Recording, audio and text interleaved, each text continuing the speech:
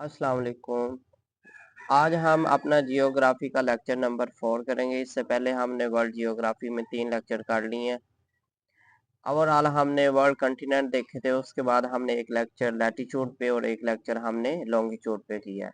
तो आज हमारा बेसिकली जियोग्राफी पे हमारा 4th लेक्चर होगा जिसमें हम साउथ अमेरिका कंटिनेंट के बारे में डिटेल से बात करेंगे। तो साउथ अमेरिका कंटिनेंट जो है ना बेसिकली ये एशिया, अफ्रीका, नॉर्थ अमेरिका के बाद चौथे नंबर पे ना fourth in term of area. और अगर हम पॉपुलेशन के लिहाज से देखें तो ये 5वें नंबर पे आता है साउथ अमेरिका। इसमें पहला जो पीपीएससी क्वेश्चन कर रहा होता है, इसमें टोटल कितने ममालक हैं? तो इसमें 12 कंट्रीज हैं, जिसमें सबसे बड़ा जो हमारे पास रकबे के लिहाज से भी अगर देखें या हम पॉपुलेशन के लिहाज से भी देखें तो वो ब्राजील है। और सेकंड नंबर पे हमारे पास अर्जेंटीना आता है। बकिया जो क्वेश्चन है हम इनके बारे में डिटेल से देखते हैं। ये साउथ अमेरिका कंटिनेंट के बारे में जो हमसे पूछे जाते हैं। तो देखें जी, हमारे पास साउथ अमेरिका कंटिनेंट ये उसका मैप है। इधर इधर भी आप मैप देख लें, ये सारा साउथ अमेरिका का ही हमारे पास मैप है। इन सारे जो ममालिक से पीपीएससी कमीशन हमसे जो क्वेश्चन कर रहा होता है, हमने उनको डिटेल से देखना है। तो आज का टॉपिक हमारे पास बेसिकली साउथ अमेरिका है। साउथ अमेरिका में टोटल 12 कंट्रीज हैं। ये आपने ज़रूर याद रखना है, इसके बारे में आपसे पूछा जाएगा। और ये बेसिकली ये हमारे पास कुछ कंट्रीज हैं, इनका मैप है, आप इनको भी स्टडी करिएगा। ये देखें जी, ब्राज़ील ये जो है सबसे बड़ा मुल्क है और इसने तकरीबन कह लें हाफ से थोड़ा सा कम जो है ना इसके पास एरिया है। ब्राज़ील सबसे बड़ा मुल्क है साउथ अमेरिका कंटिनेंट का। 47.6% जो है ना बाय एरिया, इसका आपने ज़रूर याद रखना है। और दूसरा अर्जेंटीना, ये नीचे है, ये अर्जेंटीना। तो नेक्स्ट पॉइंट की तरफ चलते हैं। आज का हमारा पहला क्वेश्चन है, पहला पॉइंट है हमारे पास isthmus. It is a narrow strip of land, it is opposite of strait. असल में ये देखें, यहाँ पे ना बहुत से लोग जो है ना उनका मिसकंसेप्शन होगा कि ये देखें, ये चीज आपको नजर आ रही होगी, ये ऊपर हमारे पास है नॉर्थ अमेरिका कंटिनेंट, ये सारा है। और नीचे ये हमारे पास साउथ अमेरिका कंटिनेंट सारा। अब होता पहले ये था कि ये नॉर्थ अमेरिका कंटिनेंट वाली कंट्रीज को अगर इनसे तजारत करनी होती थी या यहाँ से कोई सामान इस तरफ लाना होता था ना, तो वो क्या करते थे, यहाँ से सारा नीचे जाके पूरा ये सारा सफर करके यहाँ पे स्ट्रेट ऑफ मैगलन बनता है, वो भी आज हम पढ़ेंगे। यहाँ से सफर करके वो यहाँ आते थे। तो ये काफी लंबा डिस्टेंस ना बन जाता था। तो इस डिस्टेंस को खत्म करने के लिए ना यहाँ पे पनामा कैनाल, आज हम पनामा कैनाल भी पढ़ेंगे, आर्टिफिशियल कैनाल जो है ना यहाँ पे बनाई जाती है, जिससे तकरीबन 16,000 माइल का जो फासला था ना वो कम करके 8,000 माइल पे आ जाता है।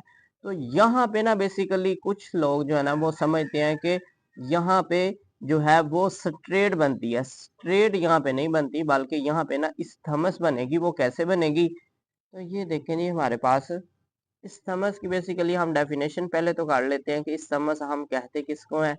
Isthmus, it is narrow strip of land, it is opposite of straight. देखिए जी, असल में जो स्ट्रिप होती है ना ये इस्थमस, इसमें क्या होगा कि नैरो स्ट्रिप ऑफ लैंड होगी। मिसाल के तौर पर ये देखें, हमारे पास नैरो स्ट्रिप ऑफ लैंड और इसके दोनों तरफ जो है वो क्या होगा, हमारे पास वाटर होगा। तो ये ही जो है ना यहाँ पे अगर हम पनामा में देखें ना, तो यहाँ पे ये देखें, आपको ये नजर आ रहा है, ये नैरो स्ट्रिप ऑफ लैंड है और इधर भी वाटर है और इधर भी वाटर है। तो ये जो है ना हमारे पास बेसिकली इस थमस बनेगी, ये हमारे पास स्ट्रेट नहीं बनेगी। ये चीज आपने जरूर याद रखनी है। ये जो है ना इधर हमारे पास बेसिकली अटलांटिक ओशन है और इस तरफ हमारे पास पैसिफिक ओशन है। इसके बारे में भी सवाल बनते हैं, वो हम देखते हैं। तो ये आपने याद रखना है, ये जो है पनामा कैनाल की यहाँ पे स्ट्रिप जो वो जो है ना इस थमस बनेगी, ये स्ट्रेट नहीं बनेगी। एक कॉन्सेप्ट। नेक्स्ट कॉन्सेप्ट हमारे पास है स्ट्रेट का। वो किस तरह? ये देखिए, हमारे पास मलाक्का स्ट्रेट बहुत ही मशहूर है। ये देखिए, हमारे पास मलाक्का स्ट्रेट है यहाँ पे। ये मैं इसको ना थोड़ा सा मजीद जूम कर देता हूँ। ये देखें, असल में ये देखें, इधर भी मलेशिया है और इधर ये नीचे जो है ना ये हमारे पास इंडोनेशिया है। तो ये दरमियान से ना यहाँ से वो जारी होती है मलाक्का स्ट्रेट, जिसके बारे में बहुत ज्यादा सवाल क्वेश्चन कर रहा होता है। तो ये देखें, इधर भी पीस ऑफ लैंड है, इधर भी पीस ऑफ लैंड है। नैरो पीस ऑफ लैंड है और ये दरमियान से वाटर जा रहा है। ठीक है जी, तो ये जो है ना माइनोर सा डिफरेंस है, आपने इसको जरूर याद रखना है। इसको मैं दोबारा से पढ़ देता हूँ। स्ट्रिप और इस्थमस और स्ट्रेट में बेसिकली डिफरेंस, इसके बारे में बहुत ज्यादा क्वेश्चन बनते हैं। Isthmus it is a narrow strip of land, ये देख लें, ये नैरो स्ट्रिप ऑफ लैंड, दोनों तरफ वाटर है। It is opposite of strait. In strait क्या होगा, there would be narrow piece of land both side, ये देखें इधर भी लैंड है इधर भी लैंड है, both side of land passing through water. तो ये बेसिकली एक डिफरेंस है और ये आपने इसको जरूर याद रखना। अब हम जो ओवरऑल क्वेश्चन आ रहे होते हैं ना साउथ अमेरिका कॉन्टिनेंट से, उनको थोड़ा सा देख लेते हैं और फिर हम हर कंट्री को डिटेल से स्टडी करेंगे।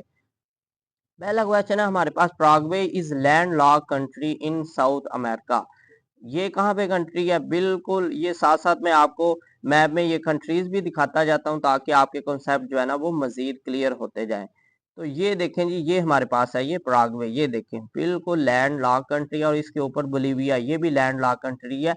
ये दोनों ही लैंड लॉक कंट्री है जिनके बारे में वो क्वेश्चन करता है कि साउथ अमेरिका कंटिनेंट में टोटल कितनी लैंड लॉक कंट्रीज हैं, तो वो हमारे पास दो कंट्रीज हैं। तो total land lock country in the world is 44 and 2 in South America, एक प्रागवे और एक बोलीविया, ये दोनों नीचे आ गए।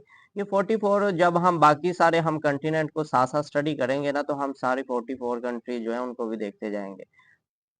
अब बोलीविया जो है ना, इसके बारे में एक तो क्वेश्चन ये बन जाता है, दूसरा इसके बारे में वो क्वेश्चन कर रहा होता है बोलीविया विद लापाद हाईएस्ट कैपिटल।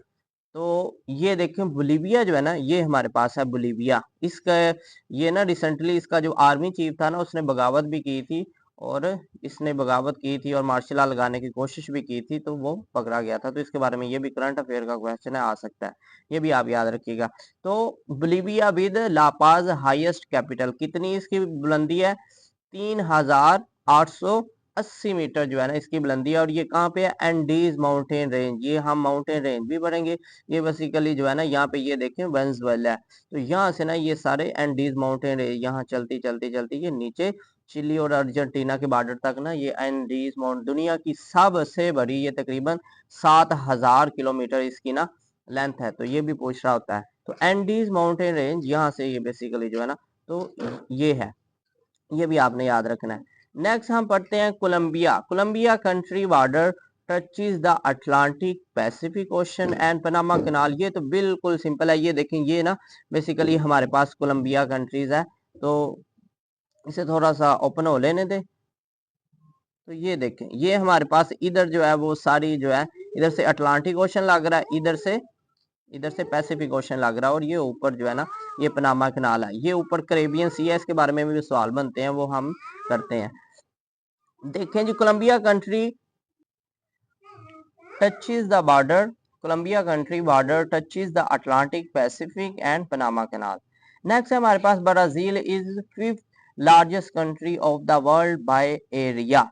अब ये देखिए मैंने आपको ये पहले ही बता दिया था कि ये साउथ अमेरिका कॉन्टिनेंट का सबसे बड़ा मुल्क है रकबे के लिहाज से, ऑलमोस्ट 47 पॉइंट जो है इसने रकबा घेरा हुआ है। तो 5 लार्जेस्ट ओवरऑल पूरी दुनिया में देखें तो इसका 5वें नंबर पे इसका नाम आता है बाय एरिया।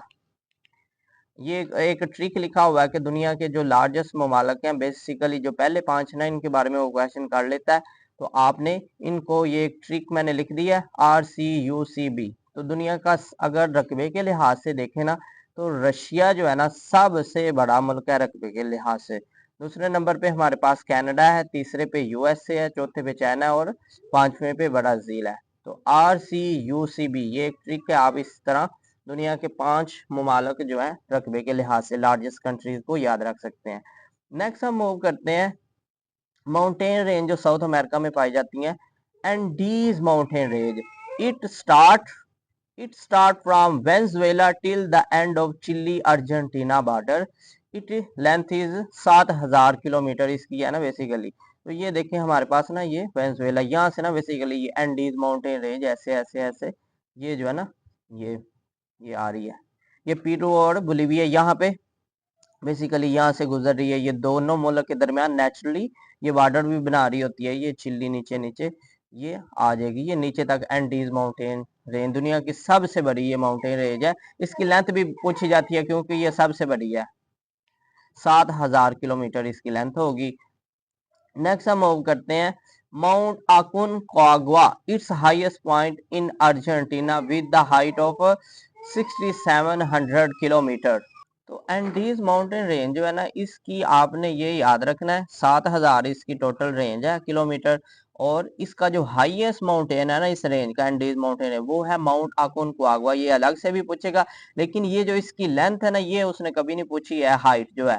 तो ये 6700 किलोमीटर जो इसकी हाइट है, ये आप याद रख भी सकते हैं, इतनी इंपॉर्टेंट नहीं है। बाकी एंडीज माउंटेन रेंज, इसके बारे में सवाल आ चुका है कि इसकी कितनी लेंथ है, 7000 किलोमीटर।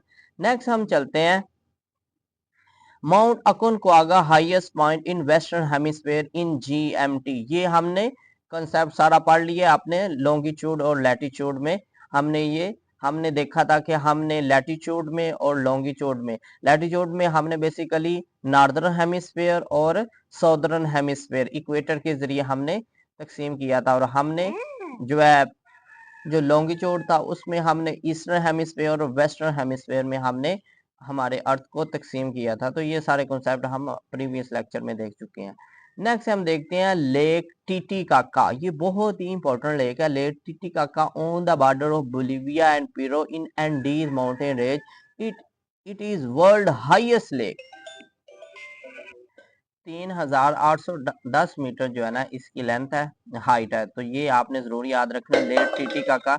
इसकी बेसिकली वो पूछ भी रहा होता है कौन से कंटिनेंट में। ये मैं आपको वैसे भी दिखा दूं, ये देखिए हमारे पास बोलिविया और ये पेरू है, इन दोनों के बॉर्डर पे ना, यहाँ पे बेसिकली जो है ना ये लेक आपको ये मैप में नजर भी आ रही होगी। ये ब्लर हो गया, ये देखें ये लेक है, ये ना बेसिकली लेक टिटिकाका। इसके बारे में बहुत ज्यादा क्वेश्चन करते हैं क्योंकि ये वर्ल्ड हाईएस्ट लेक है, 3810 मीटर के साथ हाइट है इसकी। नेक्स्ट चलते हैं हम angel fall is world highest waterfall with height 979, तकरीबन ये 1 किलोमीटर बन जाता है।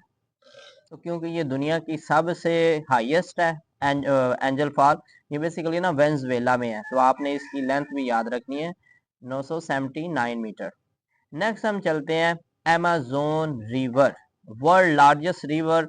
ये देखें जी, यहाँ पे ना बेसिकली दो कंफ्यूजिंग क्वेश्चन कमीशन हमसे कर रहा होता है, दुनिया का एक लार्जेस्ट रिवर के हिसाब से और एक लॉन्गेस्ट रिवर के हिसाब से। तो अगर हम देखें ना पानी के फैलाव और वॉल्यूम के हिसाब से, तो अमेज़न रिवर जो है ना ये लार्जेस्ट, वहां पे ना बेसिकली ये लार्जेस्ट का वो लफ्ज मेंशन करेगा, लार्जेस्ट का।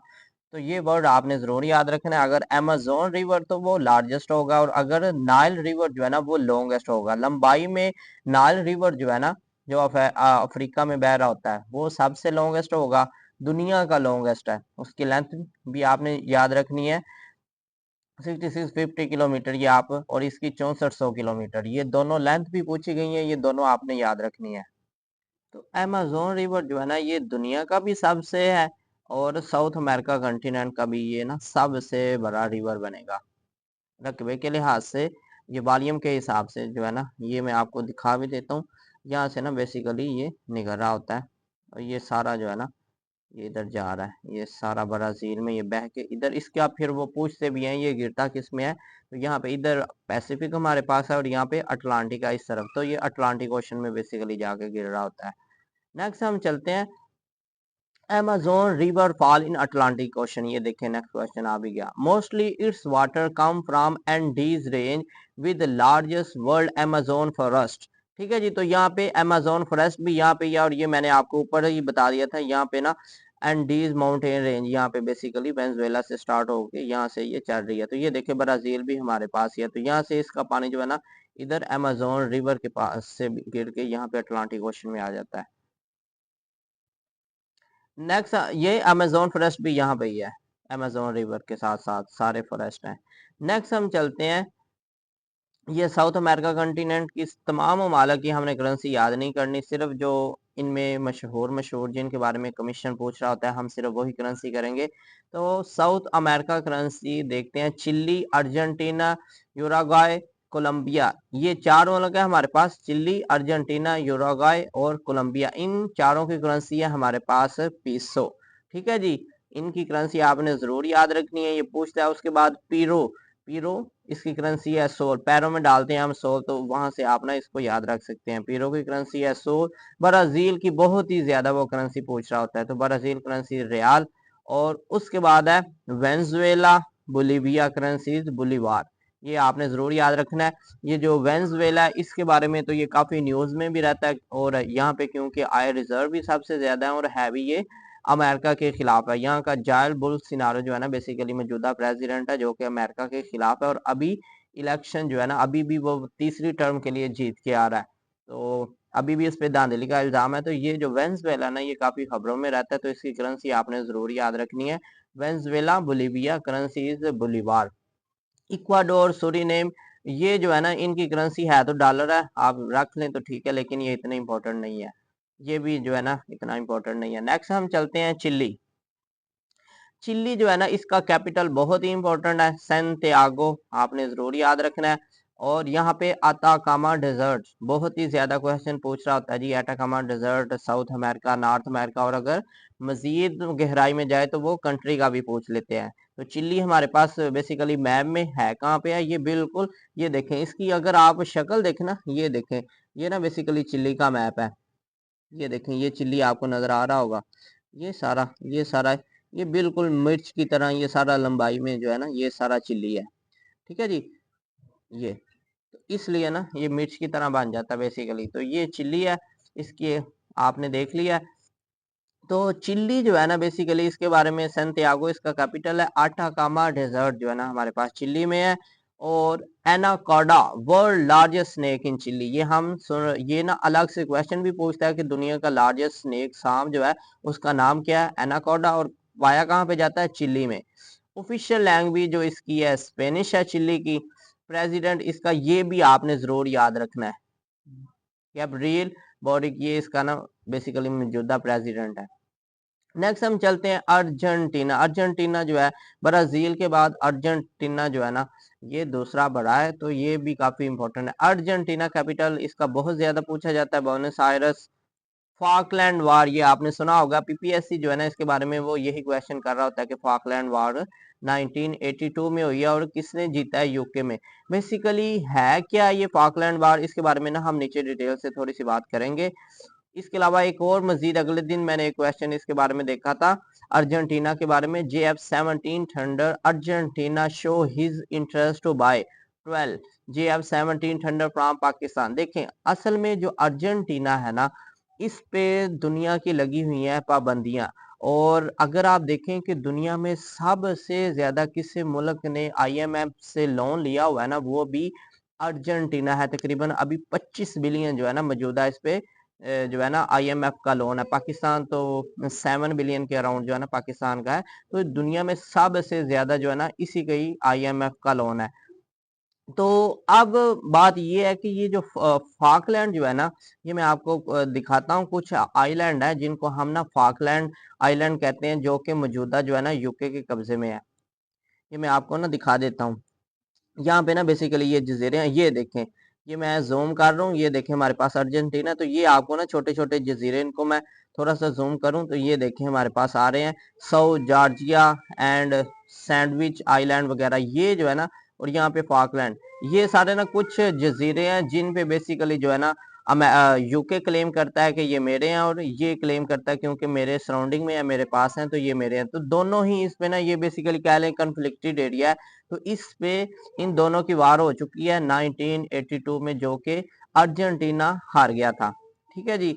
तो अब जो है बेसिकली अर्जेंटीना पे क्योंकि आप देखेंगे अर्जेंटीना जो है ना इसने ये वाले हमसे लिए थे JF-17 थंडर, इसने लेने थे 12 टोटल जो है ना। इसने इमरान खान साहब के दौर में ये इसने अपना इंटरेस्ट शो किया था कि मैं आपसे खरीदूंगा। अब सवाल यहाँ पे ये बनता है कि अर्जेंटीना ने बाकी जो सारे ममालिक हैं, मिसाल के तौर पर फ्रांस है या USA है, वहां से क्यों नहीं खरीद रहा। तो वो बात ये है कि इस पे काफी ज्यादा पाबंदियां लगी हुई हैं, क्योंकि सबको पता है कि इसके यूके के साथ रिलेशन जो है वो नॉर्मलाइज नहीं है, और बेसिकली हमारा असला जो है वो यहाँ पे फाकलैंड वार में ही इस्तेमाल होगा। इस वजह से कोई इसको देता नहीं है, तो तब इसने कहा कि चले पाकिस्तान से ही डील कर लेते हैं। तो अब ये इस डील, अभी तक कोई इसके बारे में अपडेट नहीं है कि ये डील हुई है, इसने लिए या नहीं लिए। तो कोई इसके बारे में अपडेट नहीं है। बाकी इसने 12 जो है ना आपने ये जरूर याद रखना है, JF-17 थंडर हमने चाइना की मदद से जो है ना हमने ये तैयार किया था जहाज, जो कि इसने कहा था कि मैं आपसे 12 लूंगा। नेक्स्ट हम मूव करते हैं। Mario Bergoglio is current Pope Francis in 266 Pope from Argentina. He is the first non-European Pope who sit in Vatican City. ये देखें जी, बहुत ही इंपॉर्टेंट सवाल है, इसके बारे में अगले दिन भी क्वेश्चन पूछा हुआ था। फर्स्ट नॉन यूरोपियन पोप, तो नाम इसका है जी मार्गो बर्गिग्लो, ये अर्जेंटीना से है और ये है पहला है जो कि नॉन यूरोपियन है। और ये अगर हम ओवरऑल देखें पोप में तो इसका नंबर है 266, तो ये आपने जरूर याद रखना है। नेक्स्ट हम चलते हैं, चे गुवेरा साहब के बारे में आपने बहुत ज्यादा क्वेश्चन करे किए और देखे होंगे। चे गुवेरा साहब belong to Argentina, born in 1928 and by profession physician. इसका ये भी एक दफा ना क्वेश्चन किया गया कि ये बाय प्रोफेशन क्या था, तो ये बेसिकली डॉक्टर था, फिजिशियन था। पैदा यहाँ पे हो रहा है अर्जेंटीना में। तो ये सारे इसके सवाल आगे हम देखते हैं, सारे सवाल बनते हैं। ये कहाँ कहाँ का रहने वाला था, कहाँ इसको दफन किया गया, कहाँ इसको CIA ने शूट किया, कहाँ पे ये बेसिकली इनकलाब लाने में कामयाब हुआ। बेसिकली ये ना इनकलाबी था, फ्रीडम फाइटर था, तो इस वजह से ना इस ये नौजवानों में काफी ज्यादा मशहूर है, तो इसके बारे में काफी ज्यादा वो कमीशन सवाल कर रहा होता है। तो चे गुवेरा साहब belong to Argentina, born in 1928 and by profession he was doctor. He brought Cuban revolution in Cuba in with Castro family in 1959 and also visited Pakistan 1959। असल में ना ये जो है ना क्यूबा में एक फैमिली है जिसका नाम है कास्ट्रो फैमिली, तो उसके साथ जो है ना ये बेसिकली मिल के इसने लाया था रेवोल्यूशन। अब ये जो है ना ये हम नॉर्थ अमेरिका में जाके क्यूबा पढ़ेंगे, मैं आपको ना अभी दिखा देता हूँ बेसिकली क्यूबा। ये देखें, बिल्कुल ये छोटा सा हमारे पास क्यूबा है, बिल्कुल ये देखें ऊपर हमारे पास सारा यूनाइटेड स्टेट है और यहाँ पे क्यूबा है। तो ये असल में ना कोल्ड वार का एरा था 1959 में, रूस और अमेरिका के दरमियान कोल्ड वार का एरा था। तो अब ये देखें जो है ना इसने कास्ट्रो फैमिली के साथ मिलकर यहाँ पे रशियन इनकलाब लाया था, बेसिकली कम्युनिज्म को जो है ना बेसिकली सपोर्ट करने वाला इनकलाब यहाँ पे लेके आता है 1959 में। तो ये जो है ना इस हवाले से काफी ज्यादा इंपॉर्टेंट, आज भी यहाँ पे ना कम्युनिज्म है। इसके बारे में हमने मजीद बात करनी है लेकिन नॉर्थ अमेरिका में, और जब हम कोल्ड वार पढ़ेंगे ना तो तब हम जाके इसके बारे में मजीद बात करेंगे। तो he brought revolution in Cuba in Castro with Castro family in 1959, ये ईयर जरूर याद रखिएगा। वो क्यूबन रेवोल्यूशन पूछ रहा होता है कब आता है, तो 1959 में, 1959 में ही पाकिस्तान को इसने विजिट किया। नेक्स्ट पॉइंट है हमारे पास, he was shot in Bolivia by CIA in 1967 and buried in Cuba. अब क्योंकि मैंने आपको बता दिया है कि यहाँ पे रशिया और अमेरिका आपको पता है एक दूसरे के दुश्मन है, तो अब यहाँ पे क्योंकि ये बिल्कुल पड़ोस में उसके रेवोल्यूशन लेके आ रहा है, तो तब से अमेरिका जो है ना इसके खिलाफ हो गया था। तो अब ये ना बोलीविया, ये अभी हमने मुल्क को देखा है, ये देखें ये ना हमारे पास ये पे यहाँ पे बोलीविया, तो यहाँ पे ना इसको CIA अमेरिका की सेंट्रल इंटेलिजेंस एजेंसी जो है ना इसने 1967 इसको मौका दे के कत्ल कर दिया। तो अब क्योंकि क्यूबा वाले कि हाँ ये काफी इज्जत वाला था, तो उन्होंने ना इसको अपने यहाँ फिर दफनाया है। तो ये सारे इसके बारे में वो क्वेश्चन बना रहा होता है, कहाँ पे पैदा हुआ है, तो अर्जेंटीना, दफन कहाँ पे है, क्यूबा में, कत्ल कहाँ पे किया गया इसको, बोलीविया में 1967। तो ये सारे क्वेश्चन आपने इससे करने हैं। नेक्स्ट चलते हैं हम अर्जेंटीना के बारे में, pampas grassland plan in Argentina. बहुत ही इंपॉर्टेंट सवाल है ये, पंपस ग्रासलैंड प्लान जो है अर्जेंटीना में पाए जा रहे हैं। इसके अलावा Argentina is second largest country after Brazil in South America, ये मैंने आपको स्टार्टिंग में बता दिया था। Argentina claim sovereignty over Falkland island, South Georgia and South Sandwich island, ये मैंने आपको ऑलरेडी आइलैंड दिखाए हैं। ये ना यहाँ पे ये आइलैंड कुछ आइलैंड का मजमुआ है जो कि जिन पे बेसिकली ये देखें ये भी है और ये भी जो है ना ये देखें फॉकलैंड आइलैंड, यहाँ पे बेसिकली जंग भी हो चुकी है, तो इन पे यूके भी क्लेम करता है और ये भी क्लेम करता है, और अभी मौजूदा इनका स्टेटस ये है कि यहाँ पे यूके जो है ना उसका कंट्रोल है।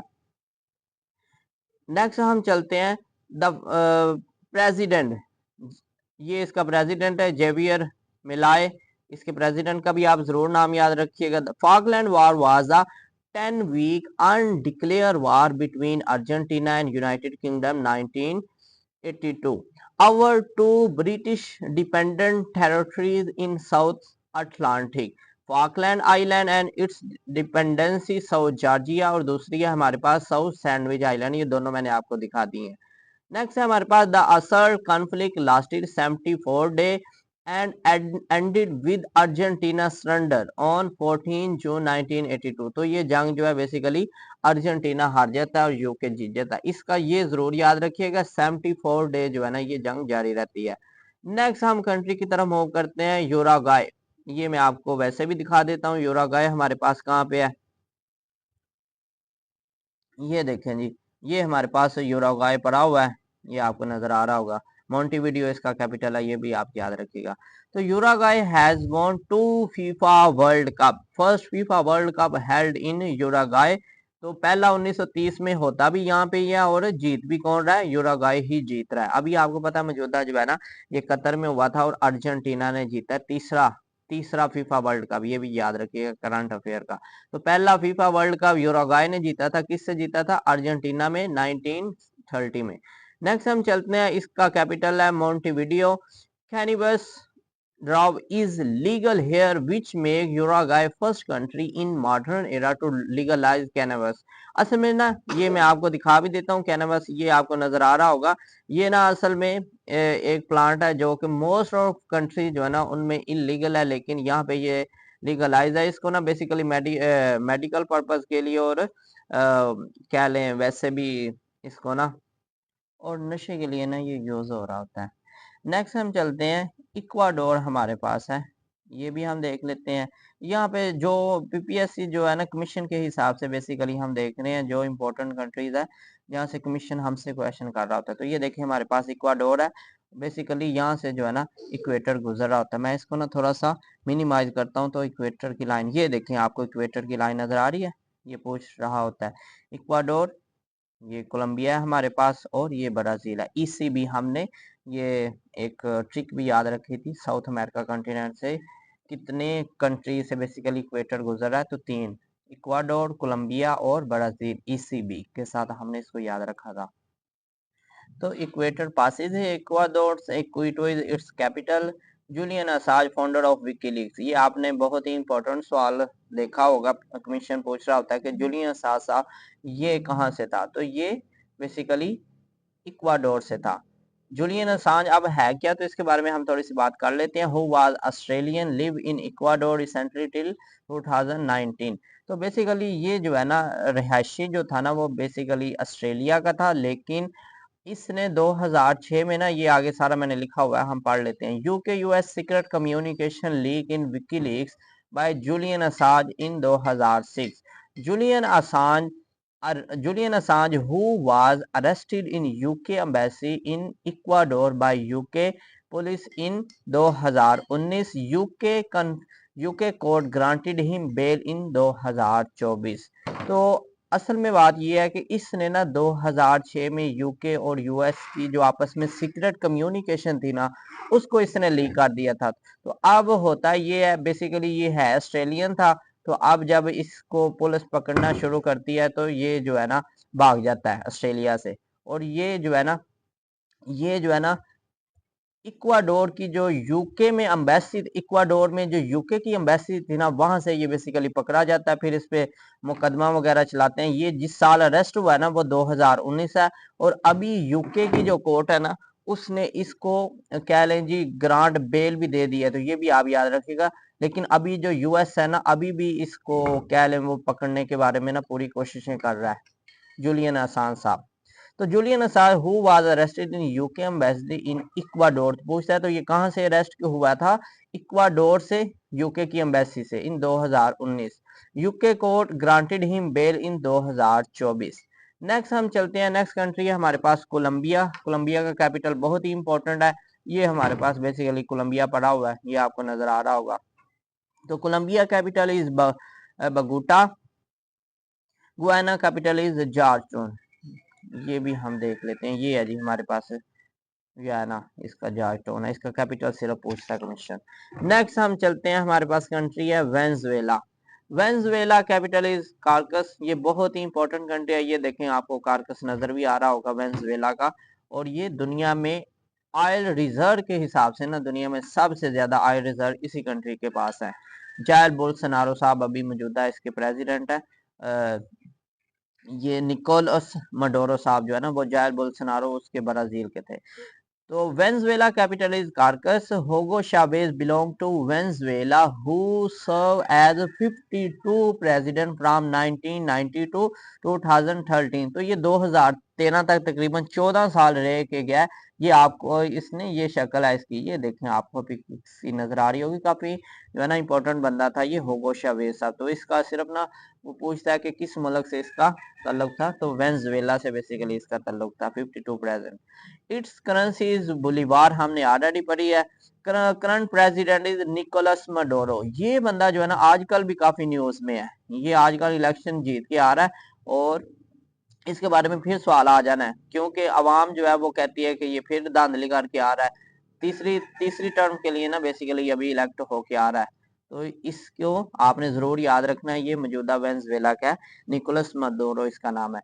इट वाज, अब वेनेजुएला जो है ना, it was colonised bye Spain इन 1522। 1522 में ना बेसिकली स्पेन जो है इस पे कब्जा कर लेता है। और 1811 में जो है ना, ये साउथ अमेरिका की पहली कंट्री है जिसने स्पेन से आजादी हासिल की है। तो इन 1811 it became one of the first country Spanish American territory to declare independence from Spain। क्योंकि आप देखेंगे स्पेन जो है ना, इसने ज्यादा जो इसकी कॉलोनीज थी वो साउथ अमेरिका में ही थी। और यूके जो है वो उसकी ज्यादा उधर भी है थी, लेकिन इधर एशिया में उसकी ज्यादा थी। तो to declare independence from Spain, it has world largest known oil reserve. बहुत ही इंपॉर्टेंट सवाल है इसके बारे में। और अभी इसके बारे में ऊपर हमने एंजल फॉल भी पढ़ी थी। वेनेजुएला में दुनिया की हाईएस्ट फॉल है, 979 मीटर उसकी हमने हाइट पढ़ी थी। लास्ट कंट्रीज है आज की हमारी साउथ अमेरिका कॉन्टिनेंट की, Brazil, known as lungs of the world. क्योंकि आपको पता है यहाँ पे बेसिकली अमेजोन रिवर के साथ साथ जंगलात हैं जो कि दुनिया को ना बेसिकली ऑक्सीजन दे रहे होते हैं। तो इस वजह से ब्राजील को लंग ऑफ द वर्ल्ड कहते हैं। Rio de Janeiro and Santos is famous city. ये देखें, and Santos port is famous for, ये तो बेसिकली जो संतोष पोर्ट है, ये कह लें इन्होंने पोर्ट है ही काफी प्रोडक्शन और काफी इंपोर्ट वगैरह एक्सपोर्ट के लिए ना इन्होंने खास कर दी है। इसके अलावा रियो डी जिनारो और संतोष, ये दोनों जो सिटी हैं इनके बारे में वो काफी ज्यादा पूछ रहा होता है। ये मैं आपको दिखा भी देता हूँ मैप पे। ये देखें यहाँ पे ना, ये बेसिकली होगी, ये देखें जी, ये है हमारे पास साओ पोलो और ये है हमारे पास रियो डी जिनारो। ये आपको नजर आ रहा होगा, ये साओ पोलो और रियो डी जिनारो दोनों के बारे में वो पूछ रहा होता है। तो संतोष, रियो डी जिनारो हमने पढ़ लिया। नेक्स्ट हम चलते हैं, Brazil has 5 world food cup. ये देखें जी, आज तक इसका ये रिकॉर्ड है और रिकॉर्ड कायम है। जैसे हमारा हॉकी का दुनिया के 4 वर्ल्ड कप पाकिस्तान के पास है, इसी तरह इसके पास भी दुनिया के 5 फुटबॉल कप जो है ना इसी के पास है। तो आज तक कोई इसका रिकॉर्ड अभी तक तोड़ नहीं सका है। Brazil has 5 world cup. World largest coffee produce जो है, काफी की प्रोडक्शन करने वाला ब्राजील है। अमेजोन रिवर और फॉरेस्ट वगैरह हम पढ़ चुके हैं। नेक्स्ट है, Brazil is the world 5th largest country by area and 7th largest in population. तो एरिया के हिसाब से वो बहुत ज्यादा इसका पूछता है ये, लेकिन पॉपुलेशन का बहुत कम सवाल आता है। तो ये मैंने लिख दिया, 7 नंबर पे बाय पॉपुलेशन आएगा। ब्राजीलिया, इट्स कैपिटल इसके नाम के साथ ही मिलता जुलता ही है, Sao Paulo is its most, ये मैंने आपको दिखा दिया है पहले ही, Sao Paulo is its most populous city. Brazil has the most Portuguese speaker in the world and is the only country in South America where Portuguese is an official language। तो आपको पता है स्पेन और पुर्तगाल जो है ना, ये हमने देखे थे, ये दोनों जो है ना, ये मैं आपको दिखा भी देता हूँ इधर यूरोप के मैप में। ये दोनों असल में ना इकट्ठे ही हैं। ये देखें, ये हमारे पास स्पेन के साथ ना पुर्तगाल है। इसका कैपिटल है लिस्बन, भी याद रखिएगा। और पुर्तगाली जो है ना, इनके बारे में ये भी सवाल पूछ रहा होता है कि सबसे पहले इंडियन में जो बड़े सगीर में आए हैं तो वो भी पुर्तगाली थे। तो बेसिकली जो स्पेन और पुर्तगाली जो है ना, इन्होंने इधर भी काफी ज्यादा कब्जे किए हैं। तो अब सवाल वो बनता है कि सबसे ज्यादा पुर्तगाली के स्पीकर जो है ना वो ब्राजील में, यहाँ पे एज ऑफिशियल लैंग्वेज जो है ना पुर्तगाली इस्तेमाल हो रही होती है। तो Brazil has the most Portuguese speaker in the world and is the only country south America में only country where Portuguese is an official language। Last आज का हमारा नहीं, आगे हमारे पास एक पनामा कैनाल के बारे में भी है, वो भी हम कर देते हैं आज ही। स्ट्रेट ऑफ मैगलन, ये स्ट्रेट मैं आपको दिखा देता हूँ। The strait is considered the most important natural passage between Atlantic and Pacific ocean which separate Chile from mainland of South America.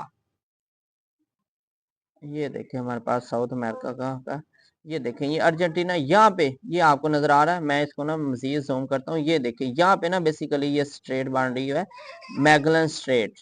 ये मैं आपको मजीद इसको वाजे करके दिखा देता हूँ। ये देखें हमारे पास मैगलन स्ट्रेट आपको ये नजर आ रही होगी।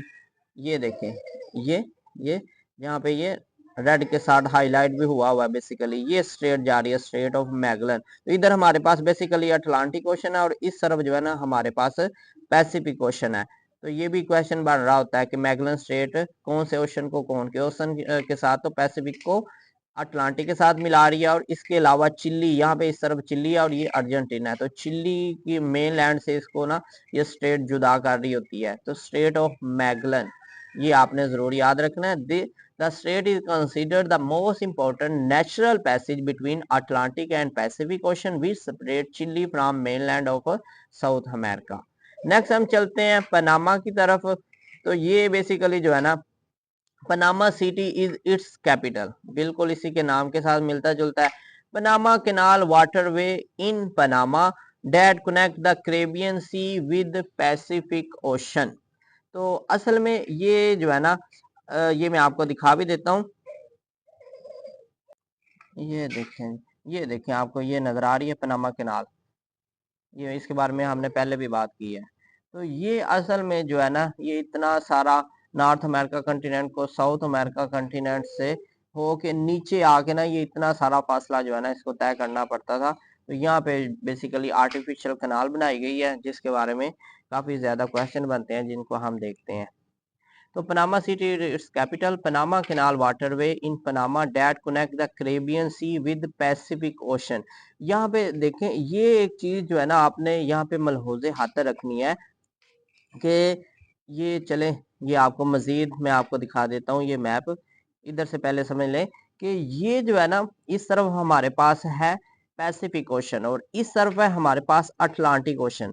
अब वो करता ये है कि ये आपको ऊपर ये कैरेबियन सी का भी नजर आ रहा है। यहाँ पे कैरेबियन सी है जो कि किसका हिस्सा होगा, अटलांटिक ओशन का। और ये सारी जो कंट्रीज है ना, ये इधर कंट्रीज जो है ना, इनको कैरेबियन कंट्रीज भी बेसिकली कह रहे होते हैं।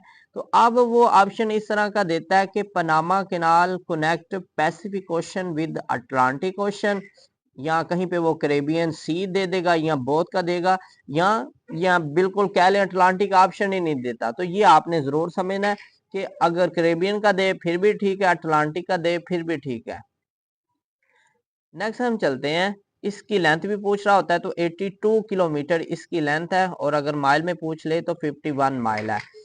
अब इसकी कंस्ट्रक्शन हम देखते हैं। तो इनिशियली जो फ्रांस था ना, initially France began work on canal in 1881 but stopped in 1889 due to in lack of confidence due to engine. अब असल में मसला ये है कि ये जो है ना, यहाँ पे कह लें जी काफी जो है ना माउंटेन वगैरह, काफी पथरीला इलाका है। तो यहाँ पे इंजीनियरिंग के हिसाब से भी ना, यहाँ पे कैनाल की खुदाई वगैरह करना और भी काफी ज्यादा यहाँ पे ना इशू थे। इस वजह से फ्रांस जो है ना, इसने बेसिकली काम इस पे स्टार्ट किया था 1881 में। लेकिन मोस्टली जो है ना, जो इन्वेस्टर थे उन्होंने सोचा कि ये जो है ना बिल्कुल पैसा जाया करने के बराबर है। तो इस वजह से जो है ना, ये पूरा जो है ना प्रोजेक्ट फ्लॉप हो गया। उसके बाद जो अमेरिका है, ये दोबारा जाके ना 1903 में इसकी कंस्ट्रक्शन स्टार्ट करता है और 1914 में construction again started by UK in 2000 1903 में इस पे कंस्ट्रक्शन स्टार्ट होगी और 1914 में ना ये कंस्ट्रक्शन कंप्लीट होगी। ये दोनों आपने सवाल याद रखने हैं, पूछता है। अब होगा ये कि अमेरिका जो है ना इस कनाल को बनाएगा, बेसिकली सारा फंडिंग वगैरह सारा कुछ अमेरिकन कंपनियों ने इस पे किया है। तो अभी आपने देखा होगा जब डोनाल्ड ट्रंप साहब आए हैं तो उन्होंने दोबारा से ऐलान कर दिया कि मैं दोबारा से इसको लूंगा। क्यों? उसने मेन वजह ये बताई है कि बनाई हम नहीं है, हमने है, मजदूर हमारे यहाँ पे उन को मौत आई है, लेकिन जो चाइना है वो यहाँ से ज्यादा फायदा उठा रहा है। तो इस वजह से उसने इस पे कब्जा करने का ऐलान भी किया। अगरचे वो कहता है कि मुझे जहाँ यहाँ पे मिलिट्री को भी इस्तेमाल करना पड़ा तो मैं ये स्वीज कनाल ये पनामा कनाल को वापस लूंगा। तो Panama government took control in 1999 from US canal is also consider among 7 wonder of the world. असल में ये जो पनामा कनाल है ना, इसके बारे में आपने ये जरूर चीज याद रखनी है कि 1914 से लेकर तकरीबन 1977 तक ना ये अमेरिका का ही इस पे कंट्रोल रहा है। उसके बाद 1970 से लेकर 1999 तक दोनों जो है ना आपस में दोनों मिल के इस पे कंट्रोल करते रहे हैं। और अब जो है ना 1999 से लेकर अभी तक जो है ना इस पे पनामा कंट्री का ही कंट्रोल है। तो ये जरूर आपने याद रखना है, मौजूदा किसका कंट्रोल है, बनाई किसने है, इसकी लेंथ कितनी है, ये सारे क्वेश्चन इसके बारे में आ रहे होते हैं। तो आज के लिए इतना ही काफी है। साउथ अमेरिका कंटिनेंट से हमारे जितने भी क्वेश्चन आते हैं तो हमने ऑलमोस्ट कर लिए हैं। बाकी हम कल से अपना नॉर्थ अमेरिका कंटिनेंट स्टार्ट करेंगे, उससे जो जो इम्पोर्टेंट क्वेश्चन होंगे हम उनको करेंगे। तो उम्मीद यही है कि आप ये लेक्चर इनको साथ साथ सुनते जाएं और जिन लोगों को फायदा हो रहा है वो इस चैनल को सब्सक्राइब भी करें, लाइक भी करें, कमेंट भी करें। मजीद जो हमारी खामी है वो हमें बताएं। जज़ाकल्लाह खैर। अस्सलाम वालेकुम रहमतुल्लाह।